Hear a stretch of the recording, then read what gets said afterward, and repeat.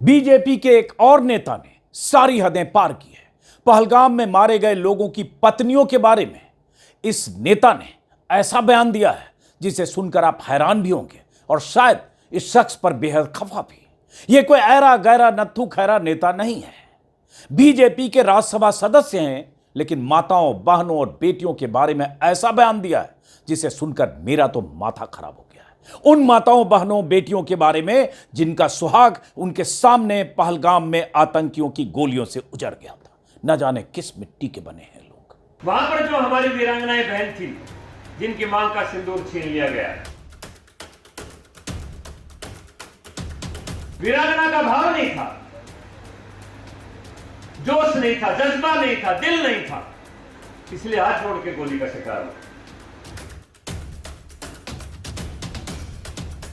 नमस्कार दोस्तों, मुझे अक्सर लगता है कि अनाप शनाप बोलने वाले ज्यादातर नमूने नेता बीजेपी में ही क्यों हैं। फिर ख्याल आता है ऐसे नमूने नेताओं पर बीजेपी कभी कार्रवाई क्यों नहीं करती। अगर समय समय पर कार्रवाई करती रहती, इनकी सफाई करती रहती, तो बीजेपी के नेता ऐसा बोलने से पहले कम से कम सोचते तो सही, किसी संभावित एक्शन से डरते तो सही। लेकिन इन्हें पता है कि कुएं में भांग पड़ी है, कुछ भी बोलकर बच सकते हैं, कुछ भी बोलकर सांसद और मंत्री की कुर्सी पर बैठे रह सकते हैं। आप इस वीडियो को आखिर तक देखेंगे तो समझ जाएंगे कि मैं ऐसा क्यों कह रहा हूं। आपने एमपी के मंत्री विजय शाह का बयान सुना होगा, जिसमें वो कर्नल सोफिया कुरैशी को आतंकियों की बहन बता रहा था। आपने एमपी के उप मुख्यमंत्री जगदीश देवरा का बयान सुना होगा, जब देश की सेना को मोदी के चरणों में नतमस्तक बता रहे थे। अब सुनिए हरियाणा से बीजेपी के राज्यसभा सदस्य रामचंद जांगड़ा का बयान। गौर से सुनिएगा। रामचंद जांगड़ा ने भिवानी में अहिल्याबाई होलकर की जयंती पर आयोजित एक कार्यक्रम में कहा कि पहलगाम में जिनकी मांग का सिंदूर छिना, उनमें वीरांगना का भाव नहीं था, जोश नहीं था, दिल नहीं था, इसलिए आतंकियों की गोलियों का शिकार हो गए। पहले सुनिए जरा सांसद को।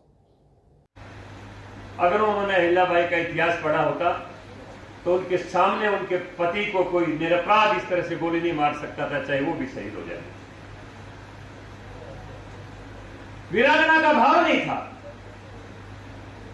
जोश नहीं था, जज्बा नहीं था, दिल नहीं था, इसलिए हाथ जोड़ के गोली का शिकार हुआ। क्या बोल रहा है आदमी? सत्ताधारी दल का सांसद होकर कैसी बाकी बातें कर रहा है आदमी। इनके आका कह रहे हैं कि उनकी नसों में खून की जगह गर्म सिंदूर बह रहा है। इतनी नाराजगी है, इतनी बौखलाहट है उनमें आतंकियों के हमलों के बाद से।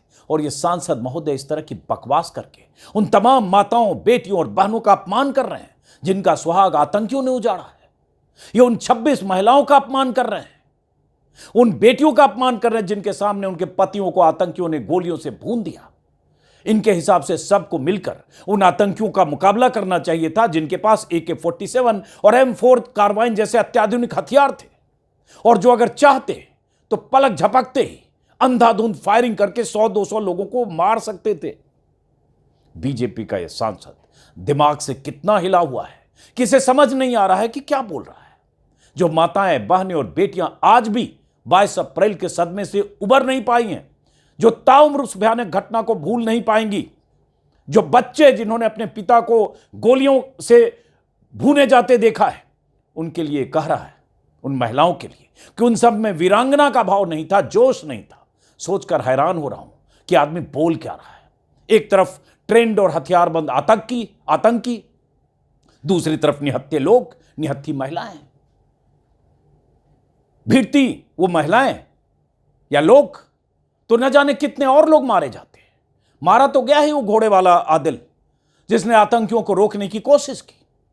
वहां जो महिलाएं थी, जो लड़कियां, बेटियां थी, उन्हें अहिल्याबाई होलकर बन जाना चाहिए था और आतंकियों से लड़ते हुए शहीद हो जाना चाहिए था। यही कह रहा है शख्स। पता नहीं इसने अहिल्याबाई होलकर का इतिहास पढ़ा है कि नहीं। अगर उन्होंने अहिल्याबाई का इतिहास पढ़ा होता तो उनके सामने उनके पति को कोई निरपराध इस तरह से गोली नहीं मार सकता था, चाहे वो भी शहीद हो जाए। वीरांगना का भाव नहीं था, जोश नहीं था, जज्बा नहीं था, दिल नहीं था, इसलिए हाथ जोड़ के गोली का शिकार हुआ। यह आदमी कह रहा है कि उन महिलाओं ने अगर अहिल्याबाई होलकर का इतिहास पढ़ा होता तो चाहे वो शहीद हो जाती, लेकिन उनके पति को कोई नहीं मार सकता था। मतलब बीजेपी सांसद कह रहा है कि वो जो महिलाएं, बेटियां, पत्नियां जो वहां से लौट कर आई, वो शहीद हो जाती, जान दे देती, गोलियों का शिकार हो जाती, लेकिन वो उन्हें बचकर नहीं आना चाहिए था। क्या बात कर रहा है यह आदमी? और नाम ले रहा है अहिल्याबाई होलकर का। अहिल्याबाई होलकर की कहानी और पहलगाम में जो हुआ, उसमें कोई समानता और तुलना है क्या? क्या वो महिलाएं अहिल्याबाई होलकर जैसी वीरांगना बनकर दुश्मनों से लोहा लेने गई थी, या अपने पति और परिजनों के साथ पहलगाम में बायसरन घाटी घूमने गई थी? क्या बात कर रहे हैं सांसद महोदय आप? 1773 में 8 साल की उम्र में अहिल्याबाई होलकर की शादी हुई थी। 29 साल की उम्र में उनके पति खांडेकर राव होलकर की कुम्हेर युद्ध में मौत हो गई थी। फिर कुछ दिनों बाद उनके बेटे की भी मौत हो गई। इसके बाद वीरांगना और मालवा की महारानी अहिल्याबाई होलकर ने कैसे सत्ता संभाली, कैसे सेना को एकजुट किया, दुश्मनों से मुकाबले की कैसी तैयारी की, बल्कि उनके ससुर की भी मौत हो गई, और उन परिस्थितियों में उस वीरांगना ने कैसे इतिहास बनाया, ये सैकड़ों पन्नों में दर्ज है। कहाँ अहिल्याबाई होलकर, कहाँ उस वक्त की परिस्थितियां, कहाँ अहिल्याबाई होलकर का साम्राज्य, सेना, सेनापति, और कहाँ पहलगाम की घटना में मारे गए लोगों की पत्नियां। अहिल्याबाई होलकर से तुलना करके इस सांसद क्या कहना चाह रहे हैं? दोनों स्थितियां एक हैं क्या? कुछ भी बोले जा रहे हैं क्योंकि आपको बोलने के लिए मंच मिला है। बीजेपी सांसद जांगड़ा के इस बयान पर लोग बवाल मचा रहे हैं, लानते भेज रहे हैं कि आखिर ऐसी बकवास कोई कैसे कर सकता है। आप सोचकर हैरान होंगे कि बीजेपी सांसद जांगड़ा साहब इतने पर ही नहीं रुकते हैं। ये कहते हैं कि जो ट्रेनिंग मोदी जी देश के युवकों को देना चाहते हैं, अगर वहां पर हमारे यात्री भी ट्रेनिंग पास करके गए होते या ट्रेनिंग पास उन्होंने किया होता, तो 3 आदमी या 4 आदमी 26 आदमियों को नहीं मार सकते थे। जरा ये हिस्सा भी सुनिए। अगर वहां पर हमारे पिलग्रिम्स, वहां पर हमारे यात्री अगर वो ट्रेनिंग पास किए हुए होते तो 3 उग्रवादी 26 आदमियों को नहीं मार सकते। जिसके हाथ में जो कुछ भी आता, चाहे लाठी, चाहे डंडा, चाहे कुछ भी, और वो चारों तरफ से लेके उनकी तरफ दौड़ते, तो दावा करता हूं 5 या 6 कैजुअल्टी हो सकती थी, वो तीनों वो भी मारे जाते। लेकिन हाथ जोड़ने से कोई छोड़ता नहीं। हमारे आदमी वहां पर हाथ जोड़ के मारे गए। सांसद कह रहे हैं कि जिसके हाथ में जो भी आता उससे मुकाबला करना चाहिए था। पहले तो इस सांसद को यह भी नहीं पता कि जहां आतंकियों ने गोलियां चलाई AK-47 जैसे अत्याधुनिक हथियारों से, वो खुला मैदान था। वो पूरी तैयारी के साथ टारगेट करने आए थे। वहां लाठी, डंडे और हथियार नहीं रखे थे। सैलानी वहां पिकनिक बना रहे थे या मैगी खा रहे थे, या वहां घूमने के लिए आए थे या बैठे थे।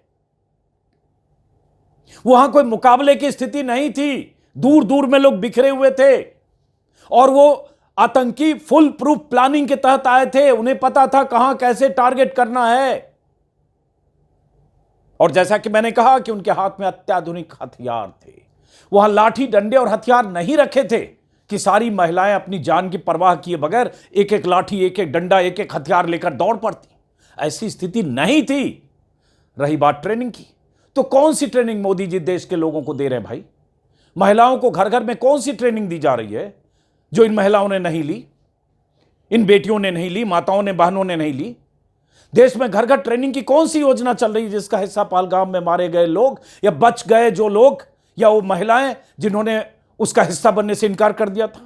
बीजेपी सांसद जांगड़ा का कहना है कि अगर पीएम मोदी के अग्निवीर योजना के तहत सबने ट्रेनिंग ली होती तो इतने लोग मारे नहीं जाते। अगर यह मान लें उनका कहना है, इसी तरह की बात कर रहे हैं, तो क्या एक सांसद होकर भी जांगड़ा साहब को नहीं पता कि अग्निवीर योजना क्या है? क्या यह घर घर ट्रेनिंग की योजना है जिसका उन लोगों ने बायकॉट किया जो पहलगाम गए थे? देश के हर आदमी को अग्निवीर की ट्रेनिंग दी जा रही है क्या? और साथ में एक एक राइफल या AK-47 लेकर घर भेजा जा रहा है कि कहीं भी घूमने जाना हो तो ये ले जाना, कहीं भी सैलानी बनकर, टूरिस्ट बनकर कहीं भी पहाड़ या समंदर कहीं भी जाना तो ले जाना हथियार। इस आदमी को यह पता नहीं कि मोदी जी ने कोई घर घर हथियार चलाने की ट्रेनिंग की योजना नहीं शुरू की है। सेना की नौकरी का एक अल्पकालीन एडिशन है जिसमें 16-17 साल की बजाय 4 साल तक अग्निवीर बनकर दुश्मनों का मुकाबला करना है। और उस पर पहले से बहुत सारे लोगों को एतराज है कि क्योंकि आपने सेना में नौकरी की उम्र छोटी की है। और वो किनके लिए है इस शख्स को नहीं पता है भाई। मतलब कुछ भी बोल रहे हो आप एक सांसद होकर। जिनके परिजन मारे गए, चीख चीख कर कहते हैं कि पहलगाम की बायसरन घाटी में सुरक्षा का कोई इंतजाम नहीं था। 4-5 किलोमीटर के दायरे में एक भी पुलिस वाला नहीं था। 2000 लोगों के लिए 2 सुरक्षाकर्मी नहीं थे। और यह आदमी कह रहा है कि हर महिला को वहां वीरांगना बन जाना चाहिए था। अत्याधुनिक हथियारों से लैस आतंकियों से निहत्थे मुकाबला करना चाहिए था। जोश के साथ अपने बच्चों और परिजनों के साथ मौत की नींद में सोने के लिए तैयार रहना चाहिए था। बहुत गुस्सा आ रहा है। क्या सोचता है आदमी। और ये सीधे सीधे उन माताओं, बहनों का, बेटियों का अपमान है। ये गुजरात के उस शैलेश भाई की पत्नी का अपमान है जो कह रही थी कि वहां कोई हमें बचाने वाला नहीं था और 1.5 घंटे तक पुलिस वाले नहीं पहुंचे। यह उस हिमांशी नरवाल का अपमान है जिसके सामने उनके पति लेफ्टिनेंट विनय नरवाल की हत्या आतंकियों ने की। यह उस शुभम शुक्ला की पत्नी का अपमान है जिन्होंने कहा कि वहां सरकार ने, सुरक्षा एजेंसियों ने उन्हें भगवान भरोसे छोड़ दिया था, वहां कोई इंतजाम नहीं था। क्या बोल रहा है यह आदमी, सत्ताधारी दल का सांसद। हमें तो लगता है कि अब इनको भारत पाक के सीमावर्ती इलाके में बसे गांव हैं वहां सबसे अगली पंक्ति में भेज देना चाहिए, जहां ऑपरेशन सिंदूर की शुरुआत पहली रात जब 6 और 7 की दरमियानी रात हुई और अगली सुबह से जो फायरिंग हुई उसमें 16 लोग मारे गए, 60 के लगभग लोग घायल हैं। भेज देना चाहिए इनको पहली लाइन में। सीमा पर जो 700-600 मीटर के रेंज में जो घर मकान हैं वहीं बना कर रहे हैं और साथ में एक लाइसेंसी राइफल इनको दे देना चाहिए ताकि दुश्मन गोलियां बरसाएं तो जाकर सीधे मुकाबला करें सीना तान कर। वहां भी सेना के जवानों की शहादत हो रही है। बेकसूर लोगों को पाकिस्तानी गोले बरसाकर मार रहे हैं। इनके जैसा जांबाज की वहां सख्त जरूरत है। आप पूरे कुनबे के साथ जाए। मजाक बनाकर रख दिया मातम में डूबे परिवारों का। और पता चला कि आदमी, ये जो सांसद हैं, विवादित बयान पहले भी देते रहे, ये पता चला कि जस्टिफाई कर रहे उसके बाद भी, उस बयान के वायरल होने के बाद जस्टिफाई कर रहे कि हां मैंने सही कहा, मुकाबला करना चाहिए था। मैं मानता हूं लड़ना चाहिए था और लड़ते तो कम शहादत होती है, वो भी मारे जाते। बिल्कुल लड़ना, हाथ जोड़ने से कौन छोड़ता है। वो तो मारने के लिए आए थे, वो तो आतताई थे, आतंकवादी थे, अत्याचारी थे, उनके दिल में दया थोड़ी थी। कितने हाथ जोड़ ले, उनको छोड़ना थोड़ा था। अगर उनके साथ टकरा जाते तो कुछ ना कुछ कम कैजुअलिटी होती। यही तो अग्निवीर योजना प्रधानमंत्री जी ने चलाई थी। अगर वहां का हर पर्यटक अगर अग्निवीर होता तो मेरी समझ में उन उग्रवादियों को घेर लेते, कम कैजुअलिटी होती। देवी अहिल्याबाई क्या थी? महिला थी ना। रानी झांसी की लक्ष्मीबाई क्या थी? वो महिला थी ना। उन्होंने कितना टकराव किया, कितना मुकाबला किया। हमें यही तो भाव जगाना अपने बहनों के अंदर। बीजेपी के राज्यसभा सदस्य रामचंद्र जांगरा के इस बयान के बाद सोशल मीडिया पर बवाल मचा है।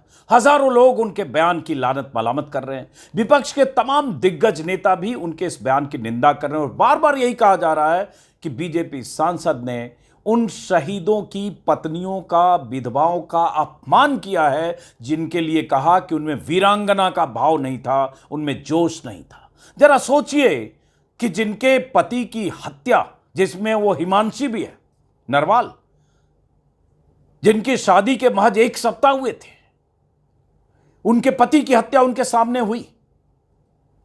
शुभम शुक्ला, जिनकी शादी 2 महीने पहले हुई थी, उनकी हत्या उनकी पत्नी के सामने हुई। और ऐसी और महिलाएं, उन सब के लिए इन्होंने कह दिया कि उन्हें वीरांगना का भाव नहीं था। और इसलिए तमाम लोग कह रहे हैं कि इनके खिलाफ सख्त कार्रवाई होनी चाहिए। लेकिन क्या बीजेपी कार्रवाई करेगी अपने उस सांसद के खिलाफ जो जिनका अतीत भी इस तरह के उटपटांग बयानों का रहा है? लेकिन ये अक्षम्य अपराध की तरह ये बयान है। ये देश की उन तमाम महिलाओं को सुनना चाहिए, सोचना चाहिए कि एक सांसद किस तरह से महिलाओं का अपमान कर रहा है। कांग्रेस की तरफ से आज इस पर एतराज जताया गया। अलका लांबा जो महिला कांग्रेस के अध्यक्षा हैं, उन्होंने क्या कहा सुनिए। और उसके बाद बहुत सारे बीजेपी के सांसद की आलोचना करने वाली जो आवाजें हैं, जो विपक्ष के नेता हैं, वो क्या कह रहे हैं वो भी बताता हूं। अभी हाल ही में भाजपा के हरियाणा से सांसद है, नाम है रामचंद्र जागड़ा। राम चंद्र जागड़ा क्या कहते हैं, ये मैं आपको सुनाना चाहती हूं। और यहां से साबित होता है कि किस तरीके से शहीद की पत्नी जो हैं उनको वो अपमानित करते हैं। उनका एक वीडियो मैं आपको सुनाना चाहती हूं जिसपे देश आज थू थू कर रहा है। और उम्मीद करती हूं भाजपा का शीर्ष नेतृत्व जो मोदी जी को श्रेय देने के लिए अपने नेताओं को खुले छोड़ दिया है, वो इस तरह की भाषा और अपमान कर रहे हैं।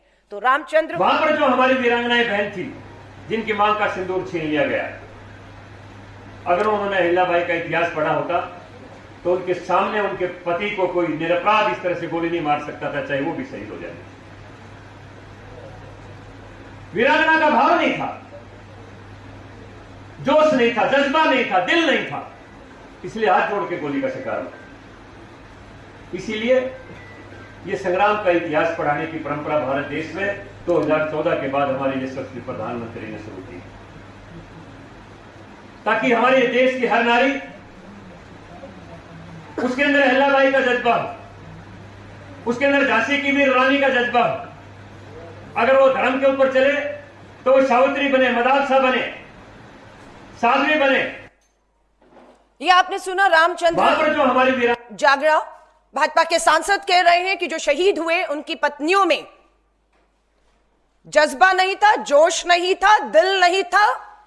एक तरह से वो बता रहे वो कायर थी, वो हाथ जोड़ रही थी, वो गिड़गिड़ा रही थी। अहिल्याबाई की तरह उन्हें कार्रवाई करनी चाहिए थी। कार्रवाई तो सरकार को समय रहते करनी चाहिए थी। सरकार ने माना, सर्वदलीय बैठक में उनसे चूक हुई। यूपी के पूर्व मुख्यमंत्री और सपा के मुखिया अखिलेश यादव ने एक्स पर लिखा कल रात कि पहलगाम की पीड़ित महिलाओं के बारे में कहे गए भाजपा सांसद के कुत्सित बयान के लिए निंदनीय शब्द लिखने से निंदनीय शब्द तक को आपत्ति होगी। नारी वंदना की जगह नारी का अपमान, निंदा और हर संभव शोषण व उत्पीड़न करना ही भाजपा का असली चेहरा है, जो बीभत्स है और बेहद शर्मनाक है। भाजपा दल नहीं, नारी विरोधी मानसिकता का दल है। जयराम रमेश जो कांग्रेस के महासचिव हैं, उन्होंने लिखा है बीजेपी नेता लगातार भारतीय सेना और शहीदों का अपमान कर रहे हैं, उनकी ऊंची और घटिया मानसिकता को उजागर कर रहे हैं। विजय शाह और देवड़ा जैसे नेताओं पर कोई कार्रवाई नहीं हुई। अब नया बयान घोर आपत्तिजनक है। प्रधानमंत्री मोदी और भाजपा नेतृत्व की चुप्पी इन बयानों पर मौन स्वीकृति क्यों न माना जाए। हमारी स्पष्ट मांग है प्रधानमंत्री मोदी इस शर्मनाक बयान पर माफी मांगे और सांसद रामचंद्र जांगड़ा को पार्टी से बाहर करें। सुप्रिया सुनीत ने भी ऐसे ही लिखा है कि उनमें वीरांगना का भाव नहीं था, जोश नहीं था, जज्बा नहीं था, दिल नहीं था, इसलिए हाथ जोड़कर गोली के शिकार हो गए। इनकी पार्टी सिंदूर की बात करती है, बेशर्मी की हद है। संजना जाटो ने कहा हमले में, जो कांग्रेस सांसद हैं, हमले में जवानों ने देश के लिए जान दी। अब भाजपा सांसद जांगड़ा उन विधवाओं के आत्मसम्मान को भी कुचलने निकले हैं। शायद भाजपा के नेताओं के लिए शहादत अब सिर्फ भाषणों की शोभा और फोटो खिंचवाने का मौका बनकर रह गया है। इस तरह से यूपी कांग्रेस की तरफ से सवाल है कि क्या बीजेपी अपने सांसद के बयान से सहमत है। इस शर्मनाक बयान पर बीजेपी कोई कड़ा कदम उठाएगी या फिर सांसद को बचाएगी। ऐसे बयानों की बाढ़ आई हुई है लगातार। बहुत सारे लोग, विपक्ष के नेता, दरअसल जो भी आदमी इस बयान को सुनेगा वो यही कहेगा कि सही बात है, इस बयान के लिए निंदनीय शब्द बोलना, बेशर्म बयान, बेहुदा बयान, अनर्गल बयान, आपत्तिजनक बयान, ये सारे शब्द बीजेपी सांसद के बयान के सामने बेमानी है, क्योंकि उन्होंने बहुत बड़ी बात कर दी है, बहुत बड़ी बात कर दी है उन तमाम महिलाओं के बारे में जिन्होंने अपने पति को आतंकियों की गोली से मरते देखा है। लेकिन सवाल उठता है क्या बीजेपी कार्रवाई करेगी। जांगड़ा ने पहले भी एक बार बयान दिया था, किसानों को लेकर कहा था कि जो हरियाणा में नशे की खेप बढ़ गई है और नशे का कारोबार बढ़ गया, उसके लिए वो आंदोलनकारी किसान जिम्मेदार है। और कई बयान मैं गूगल पर सर्च करा था, उनके विवादित बयान बहुत हैं, लेकिन ये बयान पिछले अब तक के दिए गए सारे विवादित बयान से बहुत आगे है। लेकिन कार्रवाई होगी। विजय शाह पर तो आज तक हुई नहीं।